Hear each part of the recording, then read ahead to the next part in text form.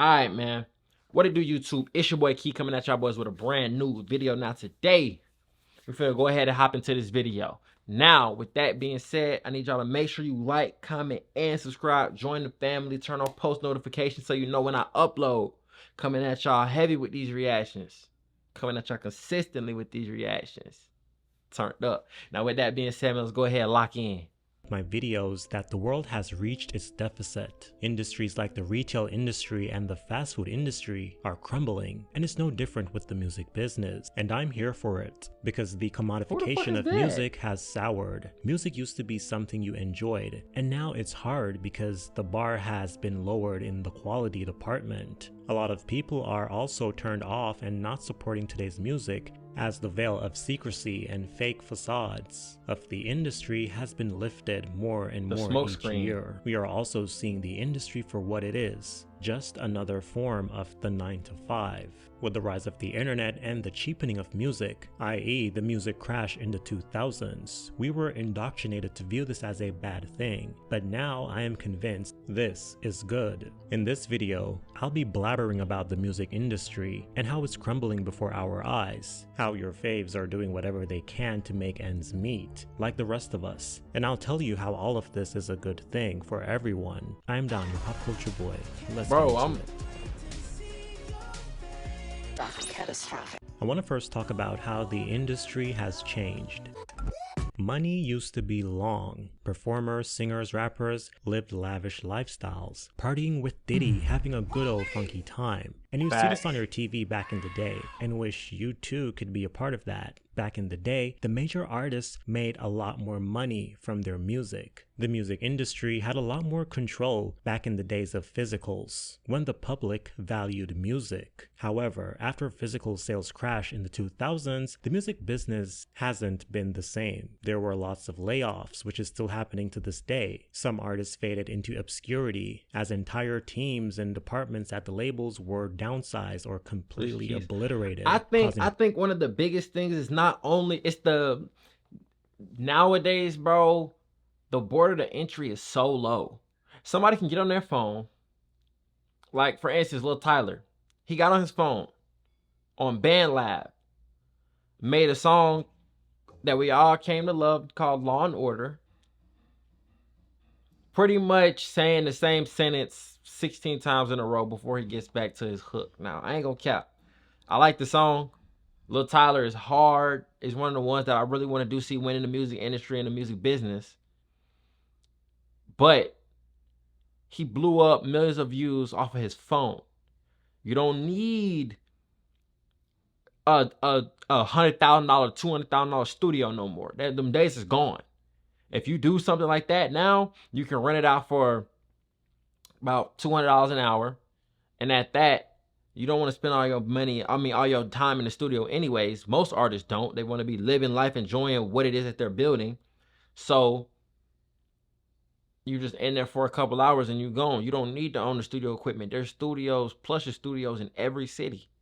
Come in real quick, pay them a little something, more than likely because you're going to be at a discounted rate because of who you are. And they just want a picture of you and a plaque on the wall. They going to let you in, man. And it's true, bro. Everybody is so easy. Projects to fall by the wayside. That's why Dirty Diddy ventured into television, because the music wasn't selling. The glory days of the 90s and were they'll over. make it seem like they just trying to expand, but the truth is the money's slowing up over here, so you gotta go over here if you want to continue living the same lifestyle or even better. It's tricky. His record label Bad Boy wasn't as poppin'. It was no longer a hit factory. Biggie passed, and who didn't pass was in prison. That's why he joined the Making the Band as an executive producer. Not because he gives a damn about artists, but he knew people would watch. And at that time, reality TV was at its peak. So for Diddy, it was an opportunity for a different stream of income because the industry is going downhill. So he made Danny D. Kane to only destroy them in the end, after he made his money, allegedly. Also, I was today's years old finding out he tried to revive Making the Band in 2021, where he would have his sons be the judges. For obvious reasons, that didn't happen. All of your favorite artists are finito and finished. I don't think none of these people are making any coin from the music business. Now, despite reports that sales for music revenue has increased due to streaming, artists are still not making money from it. Prior to the streaming era, music lovers had to buy an album for an average amount of maybe 12 USD, and sometimes maybe 3 of their favorite artists released that month, which would cost $36, compared to the more cost-efficient monthly plan, which can be as low as $5.99 a month, allowing you to listen to as much music and as much albums as you want within that period. And platforms like Spotify, they even have a free subscription, causing artists today to make pennies. So although streaming Spotify is free? convenient, it doesn't hit the pockets of these artists the same like physicals. According to Billboard, Beyonce made $62 million Because you got to think about it though. If I spend $5 and I get all of your music, he spent $5 and he get all of your music, they're going to split it up depending on who we're listening to more. If I just download your shit and listen to it once to hear it and be able to talk about it and move on, you're not going to get that much out of that $5 versus if me and him just both spent $24 just to listen to your album. However, only 4.3 million and 1.9 million respectively hail from music sales and streaming. 2016 is also the year Beyonce released her ground-shattering album, Lemonade. So even for major artists, it's kind of slim out here when it comes to money being made from streaming. So you can only imagine how much smaller acts make from their streams, as everyone from these platforms are getting paid from the same pool. But more on Beyonce in a bit. With how little streaming makes, no wonder why labels have to prioritize certain artists more than others. Because if most major acts' albums are barely going platinum, why even make an album anymore? That's why people don't make albums and just rather release singles and EPs. It already costs a lot to make music. Now, does it have to? Not really, but in the industry with multiple mouths to feed, everyone has to be included. That's what makes it an industry. The money is just not coming in like it used to. That's Khalid. That's why labels are forcing their artists to sign 360 deals. So labels are now getting a piece of everything, causing artists to make less money. So I have to go in the studio, I got to book studio time, and you may not get a song the first session. So now I got to keep doing that, and that's money. And then I have to hire an engineer, and that's money. And I got to feed everybody, that's money. And then when I make the song, I have to finish it. That's money. Some more studio sessions. Now I've brought in another producer. Now I got to pay that producer, pay this producer. We got to negotiate. So now that's lawyers, that's money. And now but the thing about it is, bro, the person who finds the least complicated way to make the best music and spending the less, like, bro, you don't need all these extra producers, bro. When you know what you doing, you don't need a million producers to do what you got, man. You need a beat. You need an engineer who can record your lyrics and record you in the studio. And that's pretty much it. It don't gotta be all these extra people, bro. And I ain't gonna cap with certain things that she's saying, like with the lawyers and stuff like that. Yes, it's gonna be, you're gonna have to pay your lawyers just to make sure everything's going good. But for the most part, let's say a dude makes a beat for you, you give him the same deal you've been giving everybody else, less money. But it's all theoretical. Song. Now that's 14 songs on this album. The last album was 19. So, you know, let's say, and I posted something like this on my page and people argue with me about it. So studios typically for a 12-hour block is $1,200. $100 an hour. Session engineer is $75 to $100 an hour. So just add that up. Say you do 7 sessions a week, it's $10,000 just on sessions. And then mixing anywhere from $2,500 to $10,000 a track. That's 19 tracks, so that's $100,000. Just rounding it. Yo, your math is impeccable, by the way. Just rounding it. Okay. That's horrible math. I'm not. Just think about that. So now you're already at 120, and now you gotta pay for the beats. So they're anywhere from $5,000 to $40,000 a track, depending on who you're working with. And sometimes there's multiple producers, so you gotta pay this fee, this fee, this fee, this fee, times 14, so $400,000 at the top end. So let's just say 250 plus 120. Now you're already at 300,000. That eliminates 75% of the people who are aspiring. I didn't realize God damn, how much 14 songs? money that it takes to actually be an artist. This is before you market. This is before you shoot a video. This is before you do an appearance. And now also I'm a female. Are these things that you learned when you launched your own label, or was this already on your radar? So this is all stuff that I realized in real time as I was launching Supergiant. Now, this part doesn't only apply to musicians, but celebrities in general. Shit. But back when the money was moneying and people placed a lot more value and prestige on celebrity, you couldn't tell them nothing because the value of fame was so high back then. A lot of them thought their shit could make tasty patty. Around the internet boom and YouTube getting popular, like say 2007, you wouldn't catch a lot of these celebrities on YouTube, mainly for actors and some musicians, compared for their reason being on YouTube then to now, meaning back then they would just stick to music related content like music videos, interviews, or touring, or behind the scenes. Twitter did open some celebrities up to social.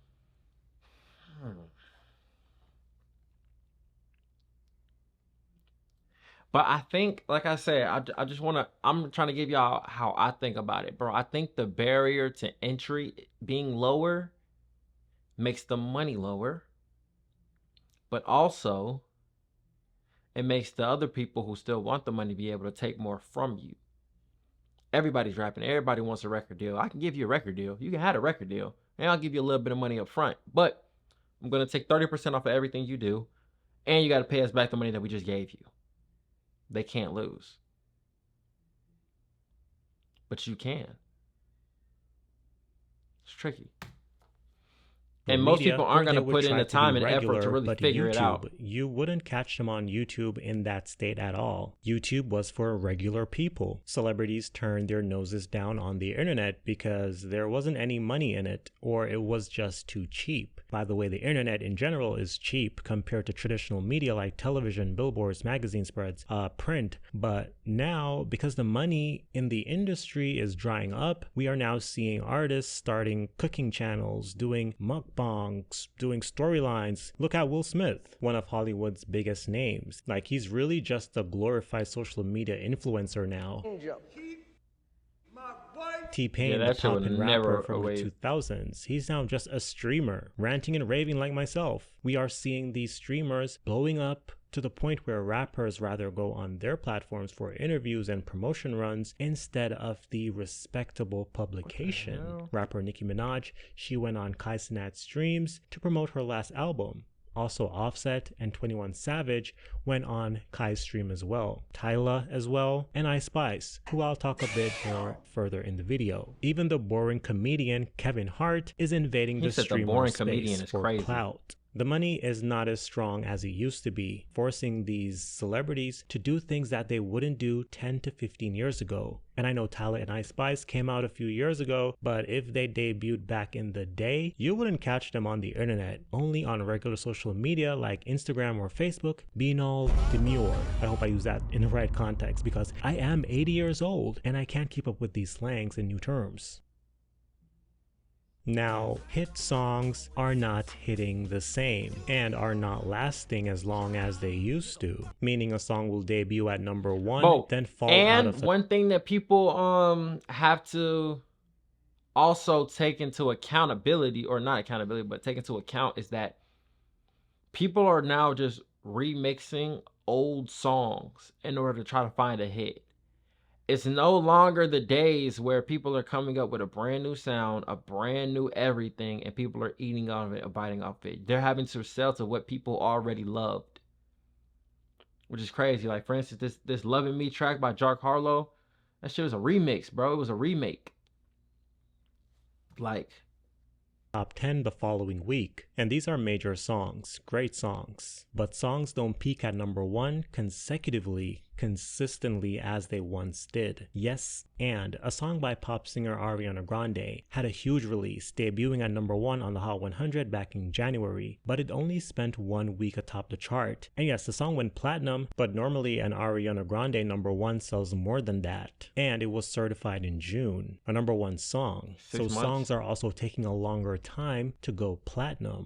Ariana had another song that peaked at number 1 for 2 weeks, We Can't Be Friends. Megan Thee Stallion's Hiss spent only 1 week atop the Hot 100, one of the biggest diss tracks of the year. Kanye's Carnival spent 1 week atop the chart. Beyonce's Texas Hold'em submitted for 2 weeks only. Taylor Swift, the biggest artist in the world, her song Fortnite also did just 2 weeks. Sabrina Carpenter, this year's rising star, stayed at number 1 for 1 week with her song Please Please Please. days. Grand opening, grand closing. What I'm also realizing in today's music scene is that artist relevance isn't lasting either, and it's because of streaming. So streaming Number is one, the problem? streaming is easily manipulated. Physicals as well, but not to the high degree like streaming. Back in the day on release date, an artist, some of them would buy their own records to give it away in a, celebration type of way. But with streams, apparently streams can be bought to make an artist appear bigger than he actually is. Back in July, No Jumper reported that Megan Thee Stallion had 3 million streams removed from her last album. 30 million Due to streams. suspicious bot behavior detection. That sent Nicki Minaj and Tory Lanez online minions into a feeding frenzy. And it's not just Megan. There's a lot more major artists that have been accused of faking their streams. Kanye West, Don Toliver, and Travis Scott, who was recently crying because he thought he had a 11,000 copies lead on Sabrina Carpenter for the #1 album. But in a turn of events, Sabrina claimed the #1 spot, causing him to run over to Billboard, accusing them of not counting 1,000+ copies. That would have given him the #1 album. Now he did all of that for his album to decline 97% on the Billboard 200 chart in its second week, earning him the biggest decline in this decade. So yeah, should have kept your mouth shut, Travis.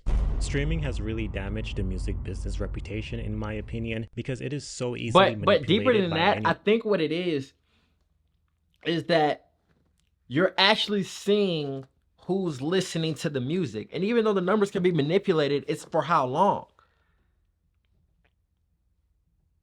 The real numbers and the real is always going to come out eventually. And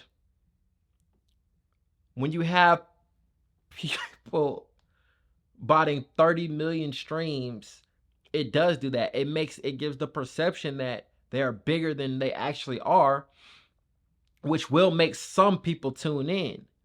But it's all smoke and mirrors. When you go on tour, your numbers is crazy on Spotify. Your numbers is crazy on Apple Music. You #1. But then you go on tour and you got to cancel dates because nobody's buying them, because it's a facade. It's not real.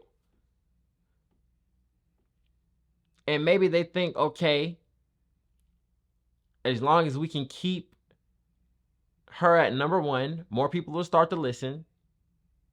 And they'll bro, it doesn't make sense. Like, if they're not hot, they're not hot. Point blank, period. You cannot fake it, because when you go to these concerts and then you're the only ones there and you looking around like, damn, ain't nobody coming.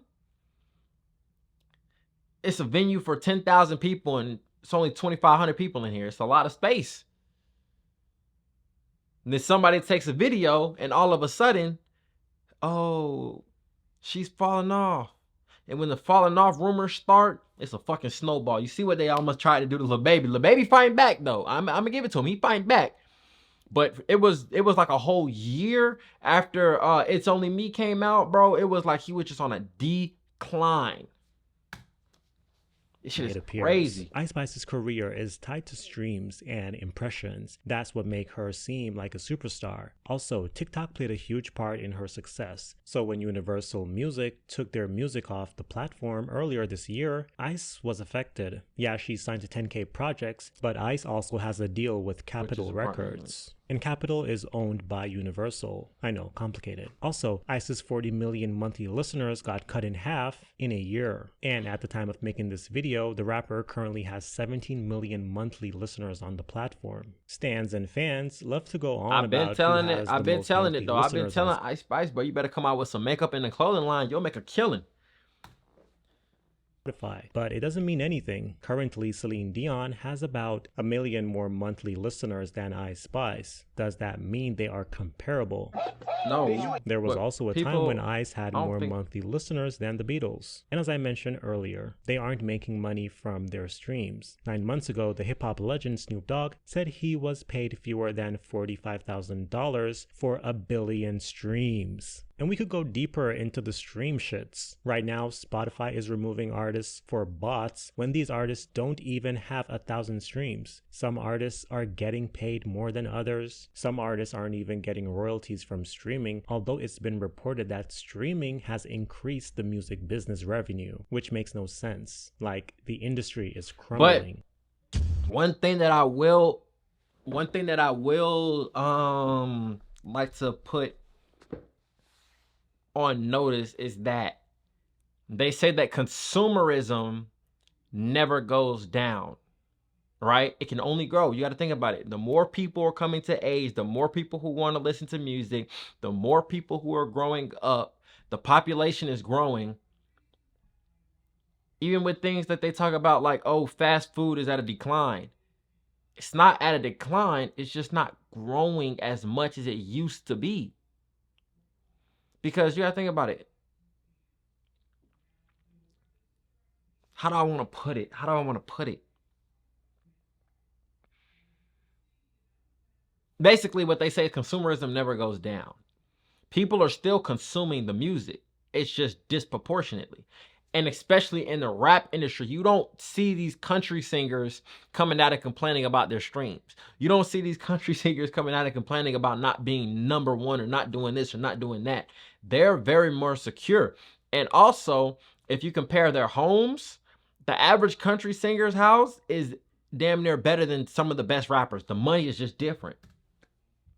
Music has become more of a side hustle that leads into other things that can actually get you paid. That's why we see a lot of product placements in your faves music videos. Example, Cardi B, Bongo's music video. That video is a literal ad. Or we always see the Beats Pills speakers in various amount of music videos over the years. And most recently, The Weeknd's music video flashed us at the end that it was filmed with an iPhone 16. So while we were all enjoying it, at the end we all then realized it was just an ad for an iPhone. Artists are releasing deluxe editions like a day after the standard edition in an attempt to drive sales, which is kind of crazy because back in the olden days, we only got a deluxe if an album sold 1 million. Then we would get the platinum edition, or if it's like a 1-year anniversary. Because of how bad the artist economy is right now, music is becoming a headache, resulting in a lot of re-releases. Recently, Travis Scott, Days for Rodeo. It was originally released in 2014 as a mixtape, and 3:15:20 by Childish Gambino. That was released in 2020, and he re-released the project under a different title this year with a few added tracks and changes to the mix and track listing. Taylor Swift has been re-releasing her album since 2021. We are also seeing massive players in music selling their catalogs, which isn't new, but there are artists that we wouldn't expect. Shakira, Katy Perry, even Justin Bieber sold the rights to his entire catalog, and he did this in 2023 before he turned 30. Not even 30 and already selling and getting the hell up out of Dodge. He's trying to get. We are also seeing. But you got to think about it. They know things that we don't, right? So if the people around him are like, hey, look, if you sell now, you can get 300 million. But if you wait thinking that it's going to go up when it's not, you're going to get maybe half. You're going to sell now. You're going to be like, well, shit, look, if I sell now, I'll make 300 million. If the predictions are true and I could possibly lose money out and still end up selling it, then that's going to be the issue. But Justin Bieber's still making music, bro. He's going to build up another catalog just like Future. Future is consistently, right now, he's building up a catalog after he just sold his last one for 80 million. He's doing the right thing. It's just to do perspective. Other things, stranger things for income instead of releasing music. Cardi B joined OnlyFans, where she made millions, over $40 million, and hasn't released an album since. And it's not only Cardi B who went on this platform that's notoriously known for pee. We saw Tyga went on there, Chris Brown went on there, Sukihana went on there, everyone went on there. Even I went. Rihanna doesn't seem to be interested in coming back to music in a major way, since the money she's making from her brand Fenty has made her a billionaire. Like, music can be a headache that doesn't even yield a profit, so why even come back? Especially Beyonce at the highest level. come The higher out you with go in the multiple music business ventures the more money it outside of costs to be music, you. causing people to wonder if she's money hungry. And to that I say, sure, she probably is. And why wouldn't she if she wants to stay rich? Especially but the reason why we're seeing Beyonce come out with recently a hair care line and liquor is because the money from music is not really cutting it, and it cannot support her lifestyle. Remember, we see these celebrities live in these huge mansions, drive these expensive cars. Music is not paying for that. Music cannot pay for that.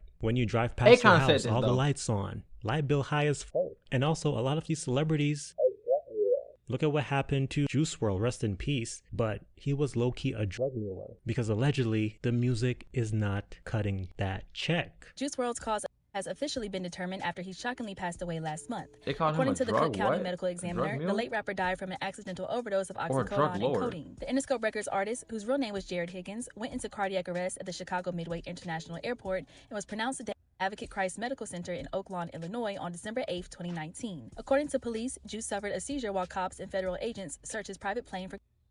Witnesses claimed Juice swallowed multiple Percocet pills, which contained oxycodone, in an effort to conceal them from authorities. Police and federal agents were called to the airport after being tipped off to a private jet carrying large amounts of narcotics. Authorities found 70 pounds of marijuana, 6 bottles of what's believed to be liquid codeine, but no passengers have been charged with drug possession so far. 2 of Juice's security guards were hit with gun charges after 3 handguns were discovered on the jet. Juice was 21 years old. He was laid to rest at a. So he was selling drugs. Another 'cause indication that that's 70 solidifies pounds the is a lot of industry weed is to smoke. crumbling is how everyone is at each other's necks. Everyone is suing each other, snitching on each other, complaining about each other, starting lyrical beefs or trying to start lyrical beefs. The other day we saw people getting upset that Kendrick is performing at the next Super Bowl, saying it should have been an artist from New Orleans, like Lil Wayne. And I'm just like, since when rappers give a about the Super Bowl? Like, since when gangsters give a damn about the Super Bowl? No, they don't. They don't give a damn. It's the money. Because remember, once you go on the Super Bowl, your catalog goes through the roof. Because millions of people tune in every single time. We are seeing people like Dirty Diddy and R. Pissy Kelly finally getting what is coming to them because This of nigga said R. the Pissy money is Kelly. not being distributed anymore. And the pandemic is really showing us who really got it and who didn't. And I'm not saying victims shouldn't sue or, speak their truths. All I'm saying Money is slowed this up. revelation is motivated by money, allegedly. The final nail in the coffin. The public is not so keen on giving their money to music anymore, or like they used to, as more of the sinisters and manipulation tactics by the industry continues to get exposed. Music was never meant to be commodified, because music belongs to everyone. Not saying people can't sell their music, or fans shouldn't buy music, or people should steal music. But can we just admit that the commodification, the focus, and the value of the dollar sign will bring the industry to a halt very soon? I'm trying to make sense of it all, but my mind is blown. Just point blank. Honestly, my mind is blown.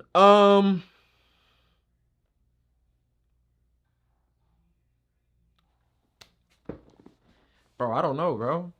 I feel like he's telling the truth. The music industry really is crumbling, but it's crumbling because the money's not coming in as much as it was. I feel like the barrier to entry should be a lot higher, but that's gonna bring the money back. But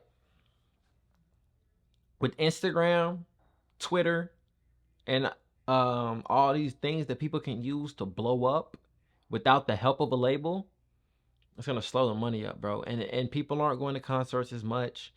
It's a lot of stuff that